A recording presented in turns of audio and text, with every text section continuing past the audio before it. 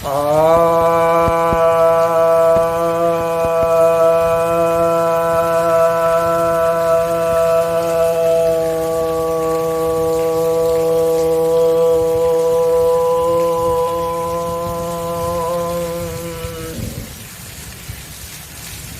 भक्तजनों को सप्रेम नमन। भक्तों, आज मैं आपको एक बहुत महत्वपूर्ण प्राणायाम बतलाने जा रहा हूँ, जिसे चक्र प्राणायाम कहा जाता है। यह चक्र प्राणायाम कुंडलिनी चक्र के जागरण में काम आता है और जिन जिन चक्रों से जो जो रोग संबंधित हैं उन रोगों को दूर करने के काम में आता है। और हमारे मस्तिष्क में जो अवसाद हैं या अनिद्रा है, तनाव, चिड़चिड़ापन है, क्रोध है, बहुत ज़्यादा काम, लोभ, मोह है, इनसे बचने के काम में भी आता है। कई प्रकार की जो बीमारियां होती हैं, बल्कि कहूँगा कि सभी प्रकार की जो बीमारियां हैं वो इन चक्रों में जो दोष आ जाते हैं, जो विकार आ जाते हैं, उन्हीं के कारण होते हैं। तो इसीलिए यह जरूरी है कि चक्रों में जो दोष आए हैं, कफवात पित्त संबंधित जो दोष आ चुके हैं, उन दोषों को दूर किया जाए बहुत सूक्ष्म स्तर पर जाकर के, अर्थात ऊर्जा के स्तर पर, और ऊर्जा से भी जो सूक्ष्म ओज का स्तर है और तेज का स्तर है, वहाँ पर जाकर के इसे ठीक किया जा सकता है।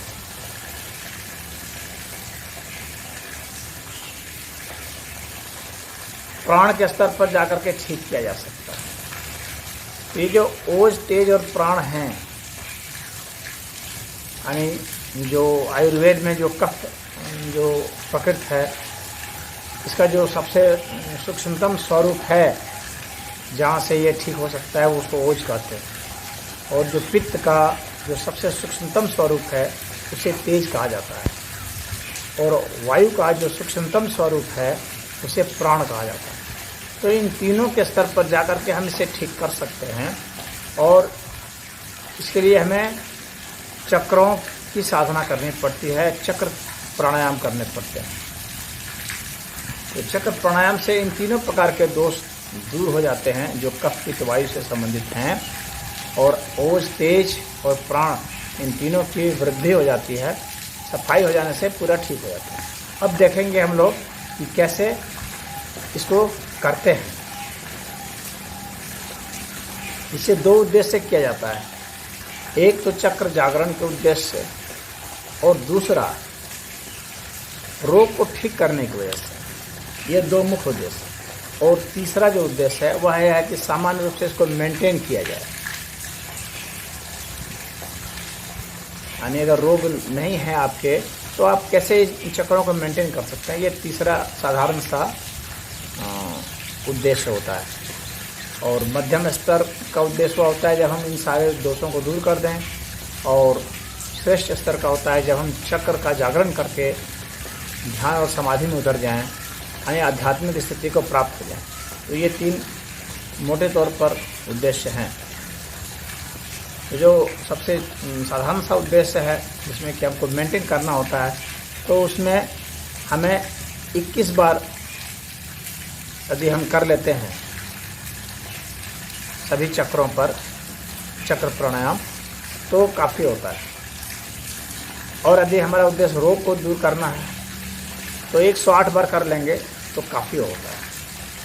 और अगर हमें कुंडलिनी जागरण करना है, से कुंडलिनी को सिद्ध करना है, तो 1008 बार करना पड़ता है, वो जाकर सिद्ध हो जाता है, पूर्णतः सिद्ध हो जाता है।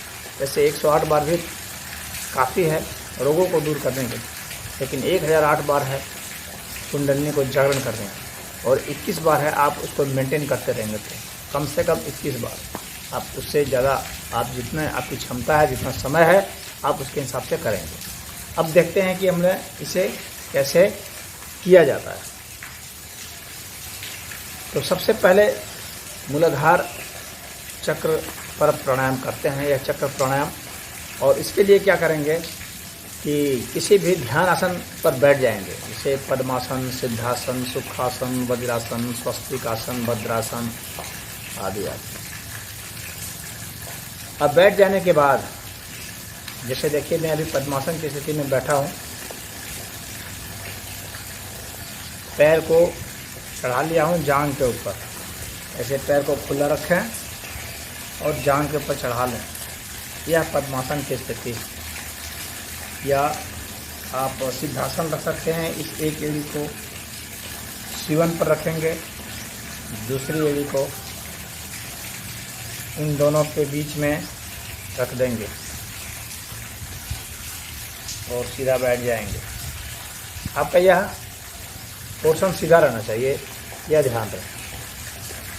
इन दो आसनों के अलावा बाकी जो आसन है, वज्रासन और स्वस्तिकासन और भद्रासन, सुखासन, तो वे सब आप आसन वाले वीडियो में जाकर देख लें। तो यहाँ मैं अनावश्यक उसमें समय नहीं देना चाहता। ये जो दो मुख्य हैं, पद्मासन और सिद्धासन, ये मैंने आपको बता दिया। अब इसमें करना क्या है कि आपको लंबी सांस छोड़नी है, और सांस जब लंबी छोड़ेंगे तो मल द्वार को सिकोड़ लेंगे और आराम से लंबी सांस छोड़ेंगे, लेकिन आराम से छोड़ेंगे। और आराम से का मेरा मतलब है कि मतलब आवाज़ ठीक से आनी चाहिए, लेकिन कपाल भाती जैसी नहीं होनी चाहिए, बहुत ज़्यादा स्पीड से नहीं होनी चाहिए। जिस तरह से सरल प्राणायाम में करते हैं उस तरह से ही आपको आराम से छोड़ना है, लेकिन थोड़ा तेज छोड़ना है, जैसे नाड़ी शोधन प्राणायाम में भी करते हैं उसी तरह से तेज छोड़ेंगे और मल द्वार को सिकोड़ लेंगे ऊपर की ओर।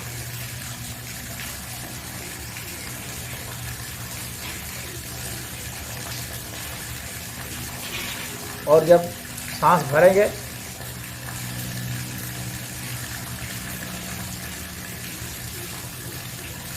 तो वह अपने पोजीशन पर चला जाएगा, यानी मल द्वार जो है अपने पोजीशन पर चला जाएगा और जनेंद्रिय जो है वो भी अपने पोजीशन पर चली जाएगी।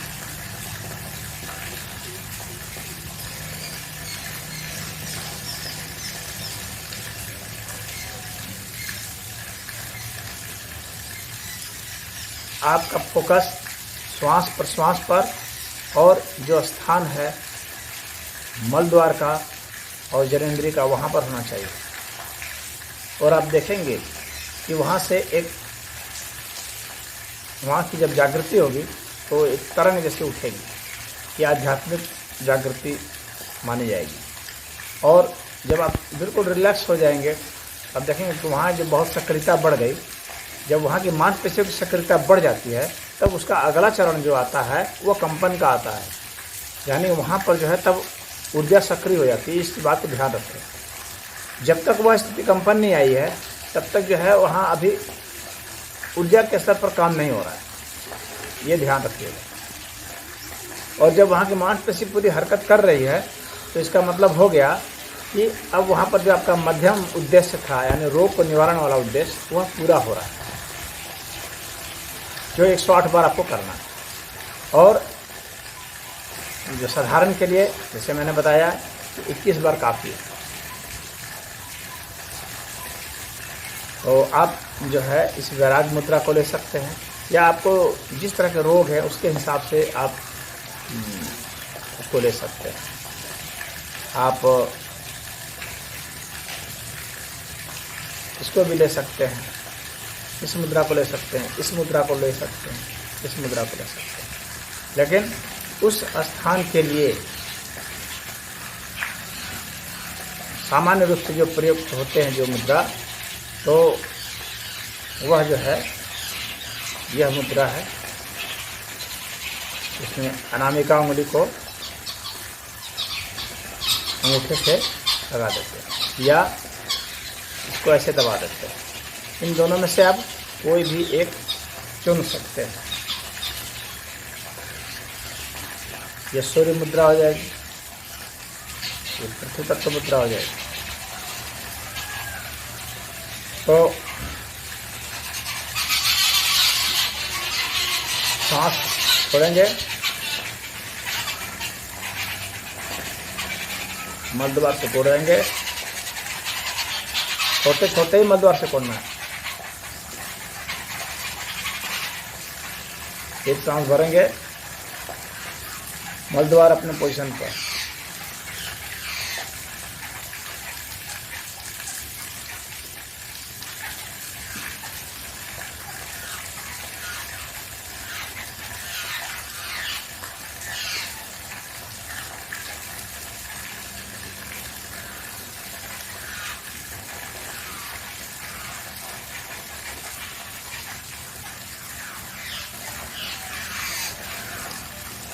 यह जो है मूलाधार चक्र प्राणायाम है।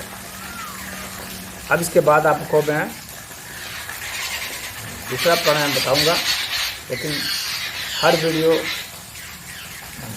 एक एक चक्र के लिए एक एक वीडियो होगा, ताकि वीडियो लंबा नहीं हो जाए। इसलिए यह वीडियो जो है इसका समापन नहीं करता हूं।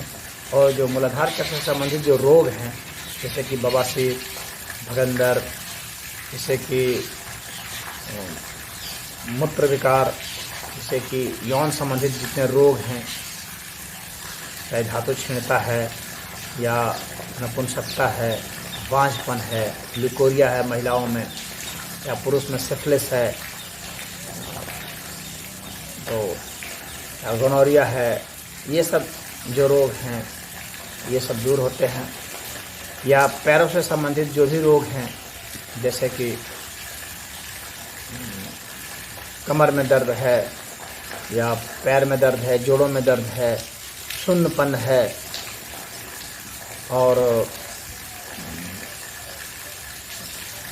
सूजन आ जाती है या सूख गया है पैर, तो इन सब के लिए भी बहुत ही अच्छा है यह। तो इस योग को करके, चाहे साइटिका की समस्या है तो साइटिका है, चाहे कमजोरी है पैरों में, पैर कांपते हैं, तो उनके लिए यह बहुत ही अच्छा है। तो इसको आप करें और इसका लाभ उठाएं। ओम।